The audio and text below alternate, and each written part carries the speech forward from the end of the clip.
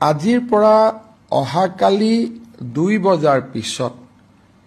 কোনো ব্যক্তিয়ে দোকান পোহাৰ আদি বন্ধ কৰিব চেষ্টা কৰিলে চৰকাৰ তেওঁলোকৰ ওপৰত কঠোৰ হ'ব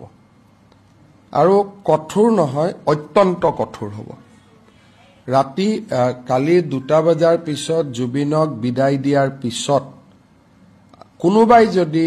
দোকান পোহাৰ আদি বন্ধ কৰি ৰাখিব চেষ্টা কৰে তেতলা চৰকাৰে কঠোৰ ব্যৱস্থা গ্ৰহণ কৰিব আৰু আজি ৰাতিও যদি কোনোবাই জুবিনক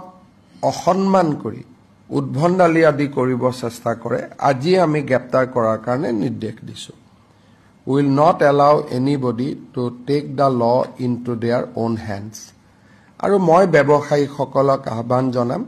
যে অহাকালি 2 বজাৰ পিছত আপোনালোকে সুন্দৰ কৰি ব্যৱসায়বিলাক আৰম্ভ কৰক অসম চৰকাৰ আপোনালোকৰ লগত আছে আৰু যোৱা কেইটামান দিনত জুবিনক সম্পূৰ্ণভাৱে অসন্মান জনায় যিসকলে অত্যাচাৰ আদি কৰাৰ চেষ্টা কৰিছিল তেওঁলোকৰ ভিডিওগ্ৰাফি আমি কৰিছো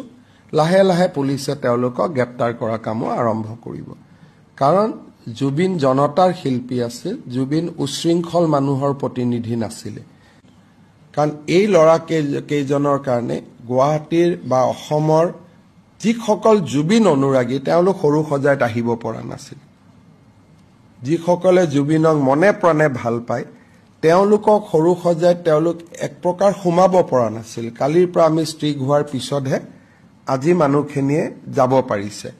গতিকে আমি এনেকে ৰাতিৰ ভিতৰতে জুবিনৰ অনুৰাগী হৈ পৰা এই যিটো কালচাৰ এই কালচাৰটোক আমি স্বীকৃতি নিদিও বা এই কালচাৰটোৰ লগত আমি অসমখনক যাব আমি নিদিও